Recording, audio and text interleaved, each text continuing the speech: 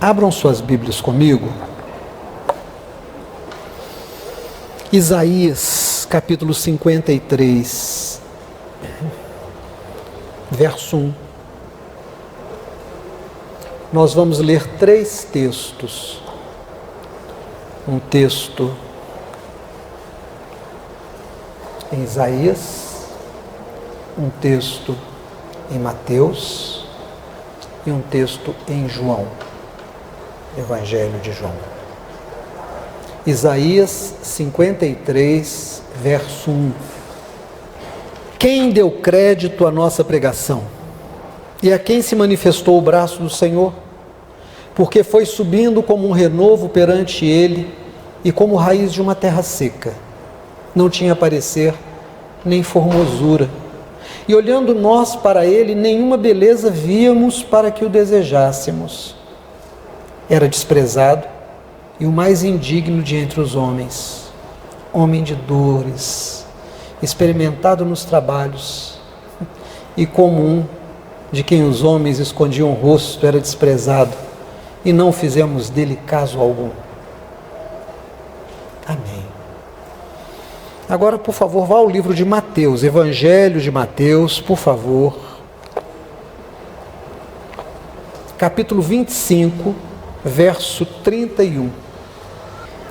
E quando o Filho do Homem vier em sua glória, e todos os santos anjos com ele, então se assentará no trono de sua glória, e todas as nações serão reunidas diante dele, e apartará uns dos outros, como um pastor aparta os bodes das ovelhas. Porá as ovelhas à sua direita, mas os bodes à esquerda. Então dirá o rei aos que estiverem à sua direita: Vinde, benditos de meu Pai, possuí por herança o reino que vos está preparado desde a fundação do mundo. Porque tive fome e deste-me de comer, tive sede e deste-me de beber. Era estrangeiro e hospedaste-me, estava nu e vestiste-me, adoeci e visitastes-me, estive na prisão e foste ver-me. Então os justos lhe responderão, dizendo: Senhor, quando te vimos com fome ou te demos de comer, ou com sede para te darmos água?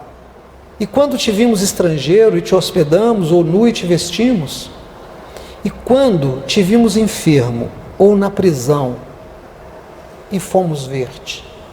E respondendo o rei lhes dirá: Em verdade vos digo, que quando fizerdes a um destes meus pequeninos irmãos, a mim o fizestes.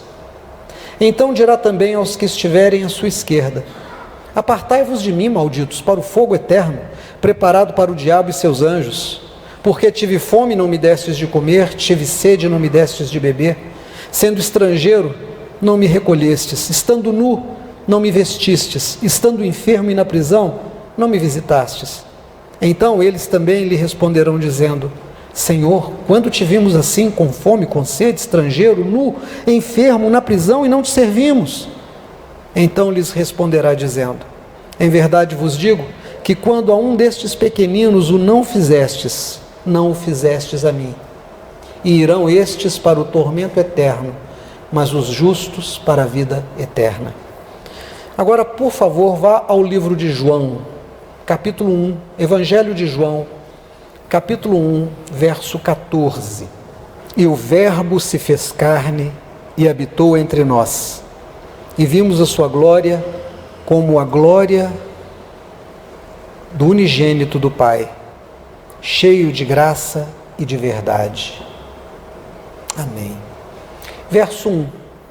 No princípio era o Verbo, e o Verbo estava com Deus, e o Verbo era Deus. Amém. Senhor, fala conosco. Irmãos, nós temos 3 textos aqui, e são textos que se complementam quando a gente passa a pensar no Evangelho de responsabilidade social. Quando a gente começa a imaginar que a palavra de Jesus, de que a sua igreja é vocacionada a ser sal e luz, não é apenas um jeito de falar, mas é um objetivo que o Senhor Deus tem quando constitui a sua igreja. Um sal que salga para dar sabor, que salga para preservar. Uma luz que expulsa as trevas, e mostra todas as coisas e permite que as coisas sejam aperfeiçoadas e consertadas, porque à luz isso pode ser feito. A igreja tem um papel dado por Deus de ser isso, ser sal e ser luz. E é interessante quando você pensa na estrutura numérica da Bíblia, e a Bíblia tem 27 livros no Novo Testamento e 39 no Velho Testamento. Novo Testamento 27, 39. Por que que os 39 do Velho Testamento basicamente falam de justiça social ou criticam a injustiça? Você não encontra no Velho Testamento uma doutrina de salvação da alma. Você não encontra no Velho Testamento uma doutrina ou qualquer coisa que diga como é a vida após a morte. Não há nenhuma sugestão no Velho Testamento que diga sobre um caminho da alma depois que parte desse mundo. Mas a lei mosaica é uma lei que se preocupa com uma justiça entre as pessoas que se chamam filhas de Deus e que façam justiça também ao estrangeiro, à viúva, ao órfão. É uma legislação que se preocupa em que ninguém enriqueça empobrecendo o outro. É uma legislação que se preocupa em que ninguém tire benefício ou vantagem do seu semelhante. É uma legislação que proíbe que os irmãos emprestem dinheiro a juros. Não permite de forma nenhuma que o bem de um homem seja tomado eternamente. Pode até ser tomado como pagamento de dívida, mas deve voltar à sua família depois de um tempo. E nós não aprendemos isso, nós não aprendemos esse evangelho, nós aprendemos um evangelho que está muito longe disso. Nós aprendemos um evangelho que fala que depois da morte nós estaremos com Cristo, mas não fala onde, não fala como, não fala de que jeito vai ser. Um evangelho que não diz que nós temos que ter ética nas nossas relações, porque não constrói uma moral que a gente possa olhar para ela e dizer: essa moral diz que eu não devo dar prejuízo ao outro, diz que eu não devo tirar vantagem do outro, de que eu não devo buscar um enriquecimento à custa do empobrecimento do outro. Nós não constituímos para nós isso como valor, pelo contrário. O que nós ouvimos constantemente é que a nossa fé vai produzir em nós um enriquecimento, vai produzir em nós um ajuntamento de bens, que aquele que anda com Deus, cada vez mais ele terá em abundância, que ele se tornará forte do ponto de vista econômico. Mas o que nós temos visto na prática, no dia a dia, é exatamente o contrário. O que nós estamos vendo ser socializado é a miséria, é a pobreza, é a doença. Eu falava ontem com o Mateus, cheguei de viagem ontem e tive que voltar rápido, vim para um velório. Me ligaram dizendo que precisavam que fizesse um velório aqui, eu antecipei a minha vinda. E aí tive um tempo à tarde para tomar um café e ficamos conversando, eu e o Mateus, desde o finalzinho da tarde até tarde da noite. E eu dizia: Mateus, eu estou muito preocupado, porque eu estou antevendo um número muito grande de miseráveis. Eu estou antevendo que daqui a uns anos nós teremos um número muito grande de mendigos, gente tirada do nosso meio, porque são pessoas que perderam todas as suas garantias previdenciárias, são pessoas que não têm nenhuma reserva financeira, são pessoas que não têm como fazer reserva financeira. É gente que trabalha para comprar o pão do café e depois trabalha de novo para comprar o almoço e trabalha de novo para comprar a comida da janta. E não há nenhuma garantia. Cada vez mais nós estamos vendo as garantias que foram conquistadas duramente sendo tomadas das pessoas. Então, dentro de uns anos, nós teremos um número muito grande de pessoas velhas, sem aposentadoria, sem assistência médica, sem remédio, sem lugar para morar, sem dinheiro para pagar água, para pagar luz. Mas nós não vemos isso como preocupação da igreja. A gente vê a igreja dizendo: Senhor, nós te adoramos, queremos no teu nome. E a gente fica vivendo um mundo do lado de lá, mas a gente não olha para o mundo de cá. Pastor, mas é isso que a Bíblia ensina? Não, não é isso que a Bíblia ensina. A Bíblia diz para nós, em João capítulo 1, verso 1, no princípio era o verbo, e o verbo era Deus, e o verbo estava com Deus. Mas diz no verso 14, o verbo se fez carne e habitou entre nós. Então Deus se preocupou com o humano, ele encarnou, ele entrou na humanidade, ele ganhou face, ele ganhou perna, andou entre nós, ele entrou nas nossas casas, ele não nasceu num palácio, ele nasceu entre os mais pobres dos pobres, ele cresceu entre os mais pobres dos pobres e desenvolveu o seu ministério entre aqueles que eram injustiçados. Jesus curou porque não tinha médico para o povo, Jesus multiplicou pão porque o povo estava com fome e não tinha dinheiro para comprar, porque havia se estabelecido um sistema de governo que, corrompido como era, drenava todos os recursos desse povo, produzindo cada vez mais pobreza. É nesse contexto que o verbo encarna. E é tão interessante observar como é que a profecia que dizia que nasceria um rei em Israel foi interpretada por aqueles astrônomos, quando eles vêm atrás de Jesus, como um rei que nasceria num castelo. Eles vão direto ao castelo de Herodes e dizem a Herodes: onde está o rei dos judeus que acabou de nascer? Porque vimos a sua estrela. Ora, onde é que um rei nasce? Nasce num castelo. Mas não esse rei. Esse rei nasceu entre aqueles que são objeto do seu amor, os pobres. Então não adianta nós nos preocuparmos apenas com a vida após a morte. Não adianta apenas nós nos preocuparmos com vivermos no céu com Jesus entre anjos. Não adianta a gente se preocupar apenas com os dons do Espírito Santo para que nós possamos ter momentos de êxtases espirituais e a gente fechar os olhos e orar em línguas e cantar e dizer: eu entrei na presença do Senhor, é maravilhoso. Mas quando você sai da presença do Senhor, você vai para uma casa que você não consegue pagar o aluguel, uma casa que você está perdendo porque não tem dinheiro para pagar o financiamento. Você volta para casa e acha as suas latas vazias porque você não tem emprego, ou porque o emprego que você tem não te dá o necessário para você ter o sustento. O verbo encarnou, mas encarnou entre os pobres. Ele não encarnou entre os ricos, não. O verbo encarnou, mas não encarnou entre os poderosos desse mundo, mas entre os mais fracos desse mundo. E é tão interessante quando a gente vai para a profecia de Isaías, no capítulo 53, porque Isaías começa dizendo assim: olhamos para ele e nenhuma beleza víamos, homens de dores, de trabalhos. Irmãos, é tão interessante, volta os olhos por favor a esse texto de Isaías 53, ele merece ser degustado como o mineiro come costelinha, como o mineiro come pescoço de frango. Sabe como é que você come pescoço de frango? Pé de frango? Quem gosta dessas coisas? É devagar, é pedacinho por pedacinho. Isaías 53 é mais ou menos assim que tem que ser lido.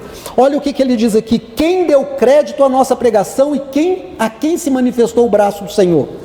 Ele está dizendo o seguinte: quem acreditou quando a gente disse que o rei nasceria pobre?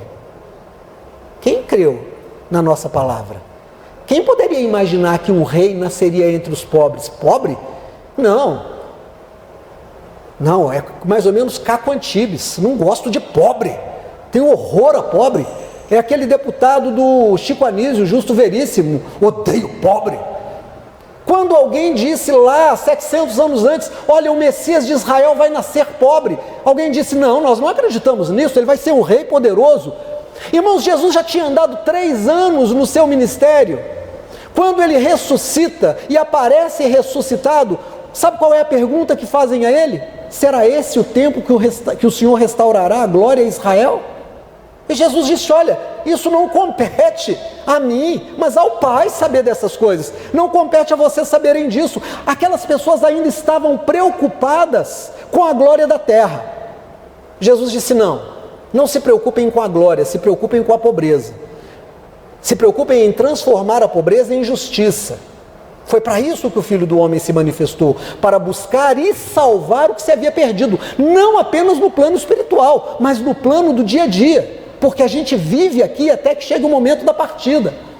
E aí olha o que o Isaías vai dizer para nós, presta atenção, verso 2: porque foi subindo como um renovo perante ele, como raiz de uma terra seca, não tinha parecer nem formosura, e olhando para ele, nenhuma beleza víamos para que o desejássemos. Espera aí, Jesus era feio? Nenhuma beleza nele tinha? Vamos com calma. Nós temos 2 tipos de feio, irmão. Nós temos o feio e o mal cuidado. Não é verdade? Uma pessoa mal cuidada parece feia. Toma um trato de loja, toma um trato de saúde, o cabelo brilha, a pele brilha, fica bonitinho, porque tem beleza. Agora tem um cara que é feio, feio mesmo, a menina que é feia, feia, feia. Jesus não era esse feio, feio natural. Jesus era aquele feio de quem é tirado todo o suporte de uma vida com dignidade. É o feio pelo sofrimento. Dá uma olhada no que o Isaías vai dizer aqui logo depois, presta atenção. Verso 3: era desprezado e o mais indigno entre os homens, homem de dores, experimentado no trabalho. Um trabalho de dores, um trabalho injusto, um trabalho acima dos limites da tolerância do corpo e da mente humana.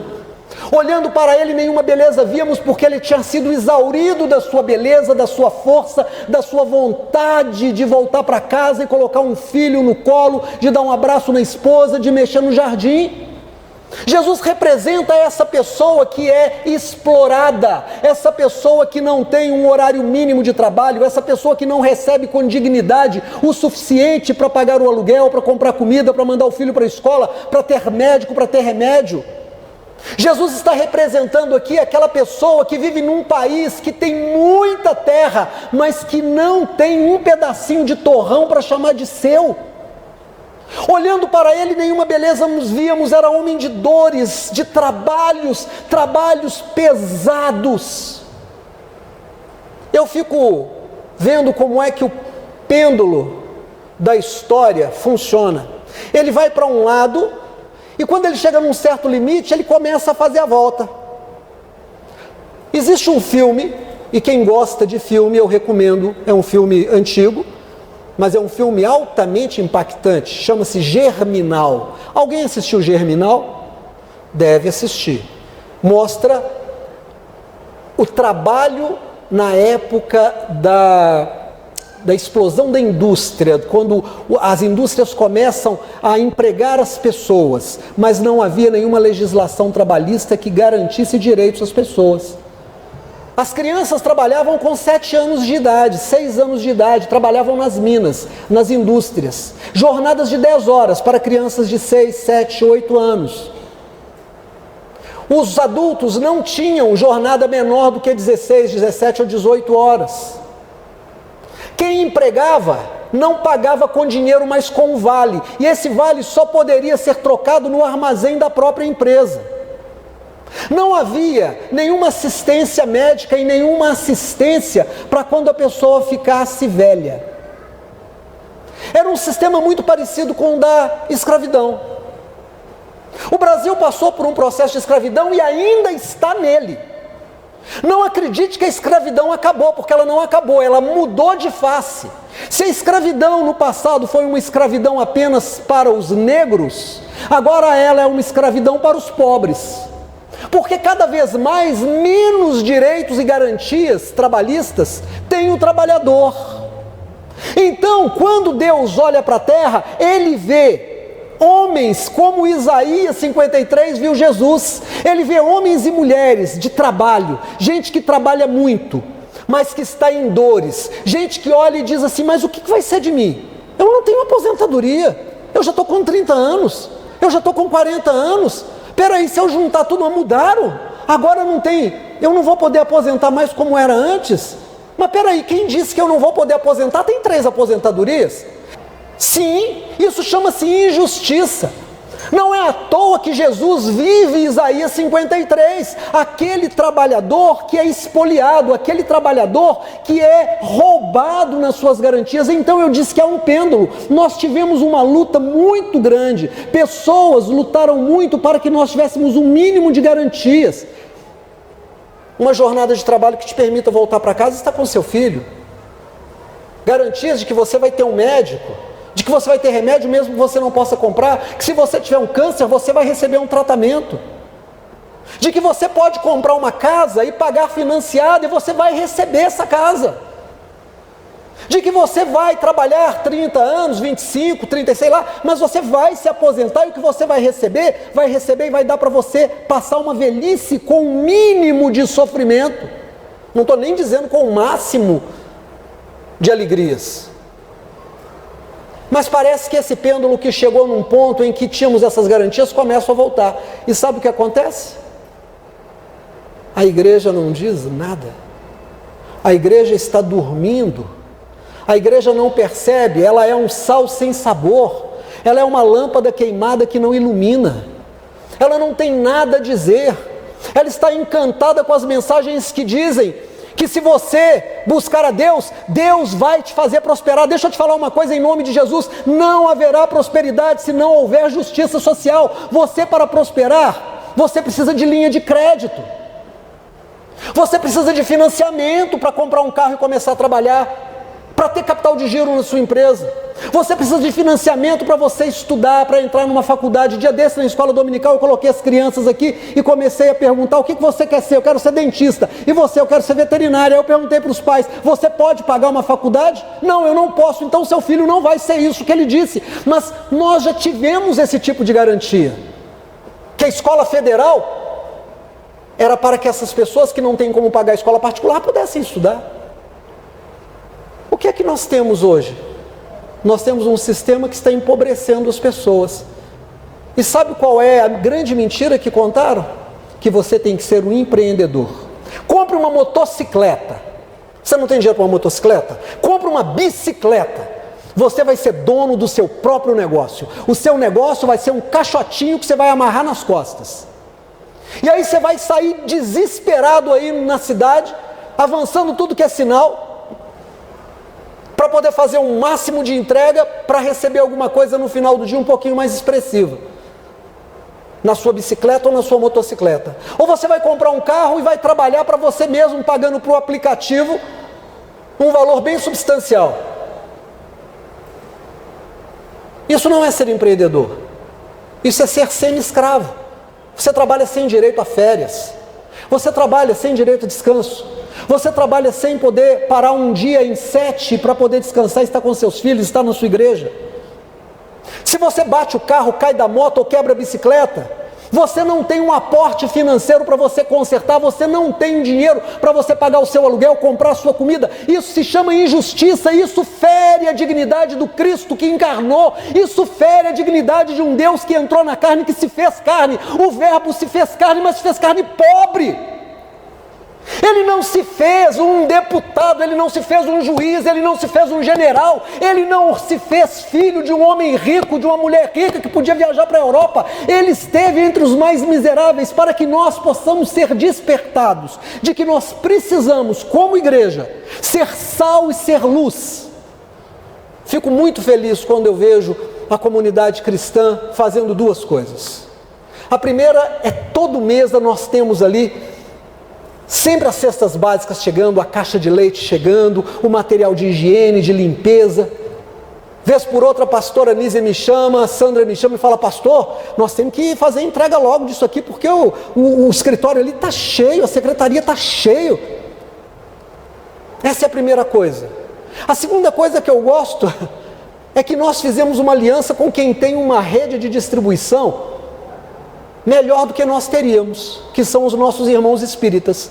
Então nós arrecadamos e entramos em contato com eles, e eles fazem a distribuição para pessoas que ele tem cadastradas, e com isso nós quebramos uma inimizade histórica.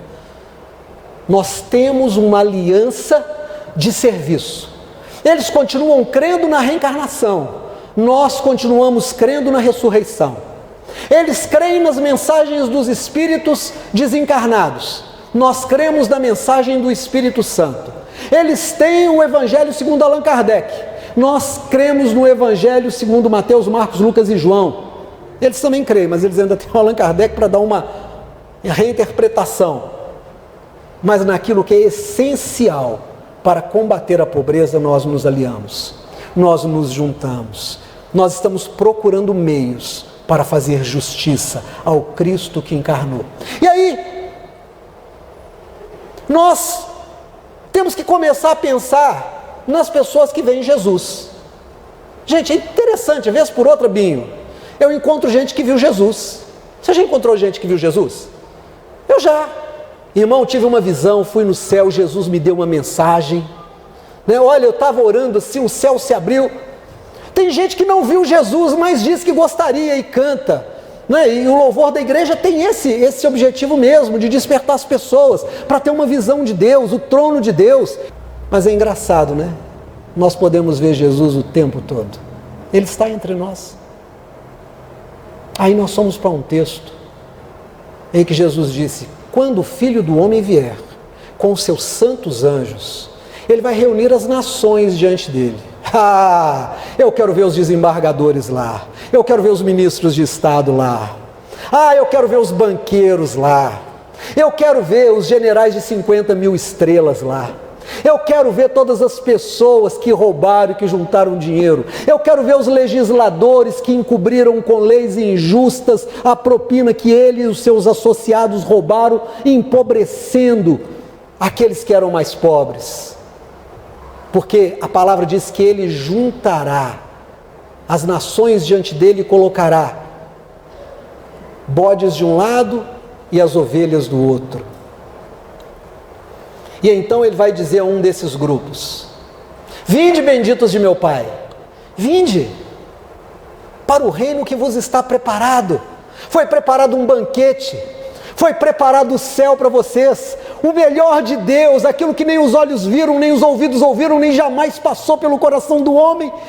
É o que Deus tem preparado para vocês. E eles vão se assustar, mas se assustar de uma forma boa, e vão dizer: mas por que nós vamos receber tudo isso?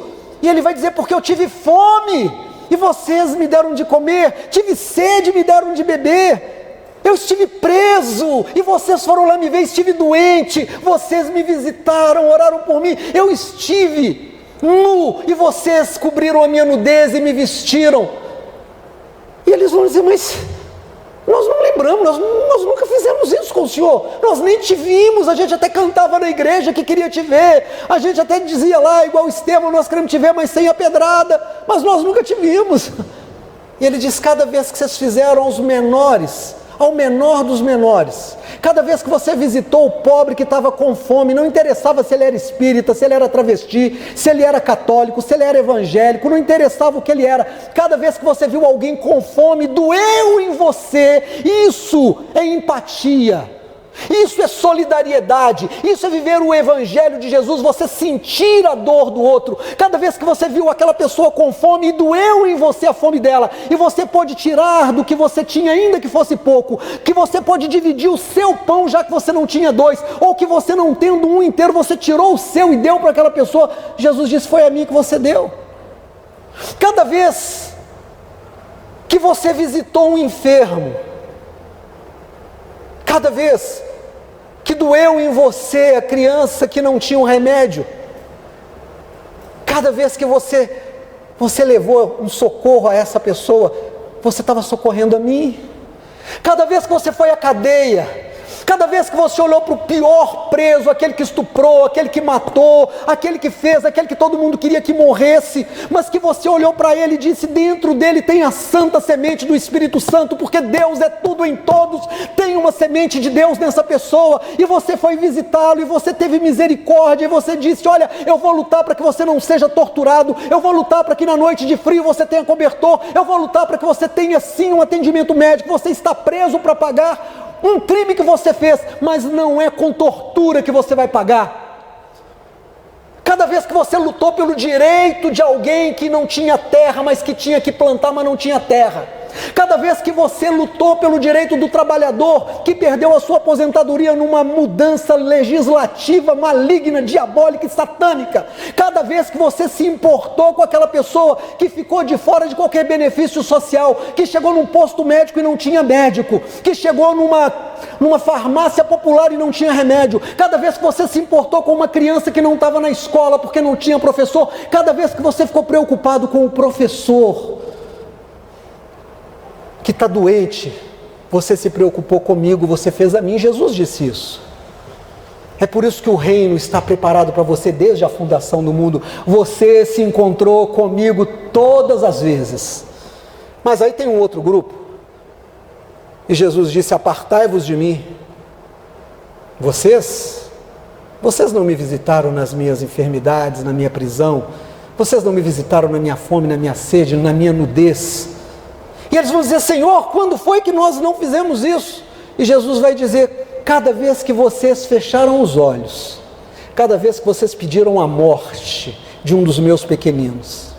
Irmãos, Jesus chama o preso de um dos seus pequeninos.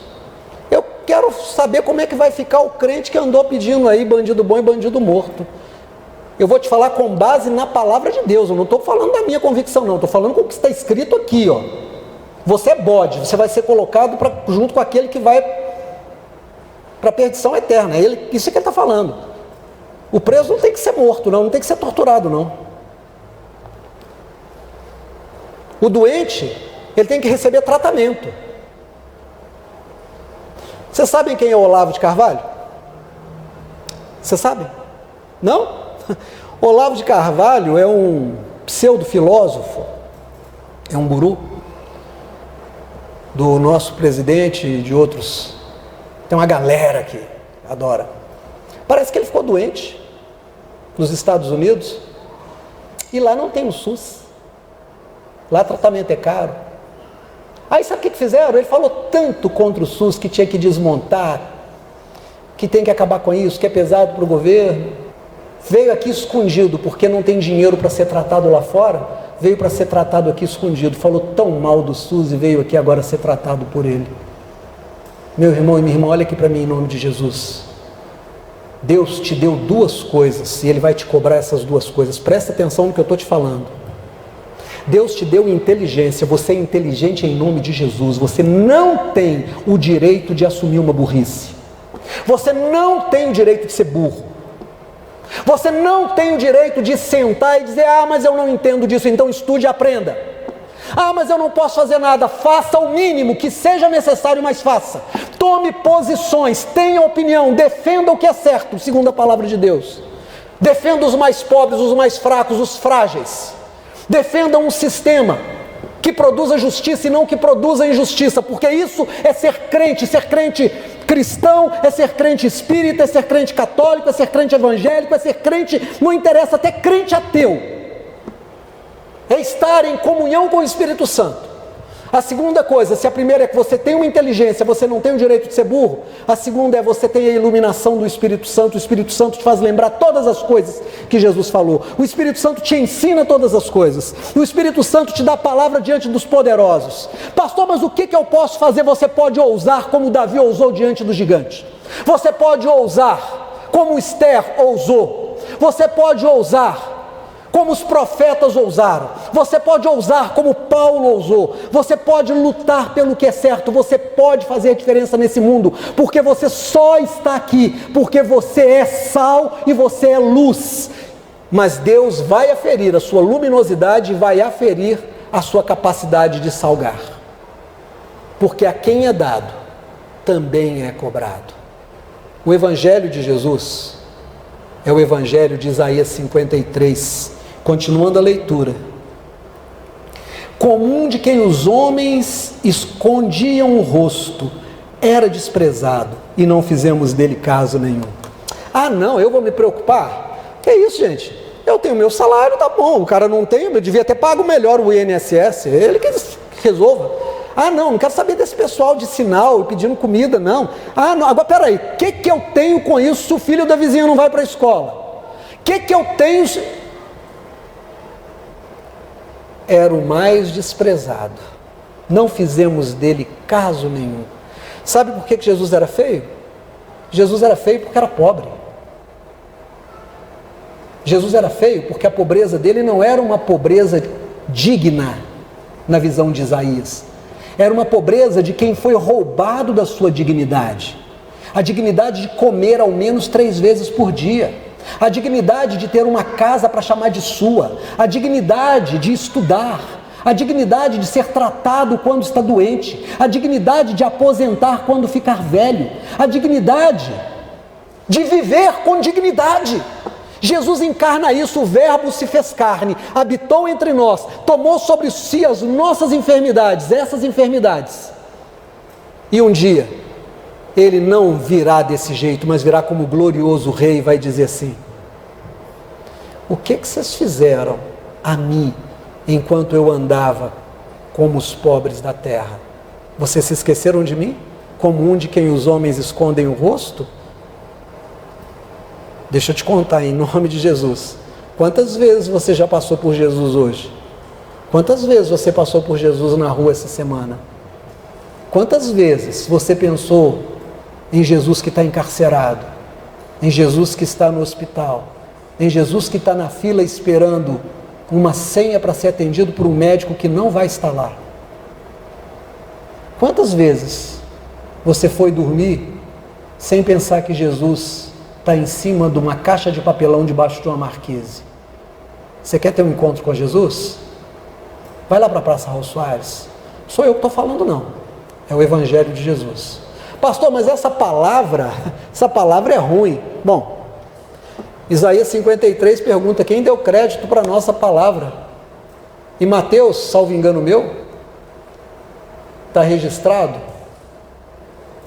que alguém disse a respeito do discurso de Jesus: dura essa palavra, quem a poderá ouvir? Que palavrinha ruim, hein? Mexe na nossa zona de conforto. Meu irmão e minha irmã, o mal está bem na nossa frente. Você que se chama de autônomo, abra os seus olhos, a pobreza e a miséria estão na sua frente como um leão pronto para te tragar. Vocês mais jovens, você que estudou e não tem hoje uma colocação que presta, porque quebraram a indústria, quebraram o comércio, o desemprego está grande. Hoje o supermercado está vendendo osso, está vendendo pelanca. A minha filha estava me dizendo, ela tem 2 cachorros, a Amanda. Ela disse: pai, eu saía com um cachorro na rua, aí passava no açougue, o dono do açougue dava ao açougue: leva esse osso aqui para o seu cachorro. Não é isso, Amanda? Hoje ele não faz mais isso não, sabe por quê? Porque o osso custa R$ 8,99 o quilo. R$ 8,99 o quilo de osso. Igreja, o que você tem a dizer sobre isso? O que você está dizendo sobre isso? Não se revolta? Dentro de você não está crescendo uma revolta? Você não está ao menos chegando diante de Deus e dizendo: Deus, muda em nome de Jesus? Você está batendo palma para os mais ricos que estão cada vez mais ricos? Você está ficando do lado dos poderosos que estão te empobrecendo? Você está na unção de peru de festa de Natal, que na véspera acha que vai ser convidado para a festa? Você acha que você vai ser convidado para a festa deles? Se é o peru de Natal, na festa deles você vai ser comido. Mas ainda está em tempo, porque nós temos o leão de Judá do nosso lado. Nós temos o Espírito da verdade do nosso lado. Nós temos o Espírito de ousadia. Nós temos um Deus que é Deus de justiça. E esse Deus de justiça caminha com as suas pernas, fala com a sua boca e levanta a sua mão. E se você não fizer, Deus vai levantar o seu irmão do seu lado que é melhor do que você. E um dia ele vai te chamar diante dele para te pedir contas. Então pensa no Evangelho que nós estamos conhecendo, o Evangelho cognitivo, o Evangelho da inteligência, em nome de Jesus. Fique de pé.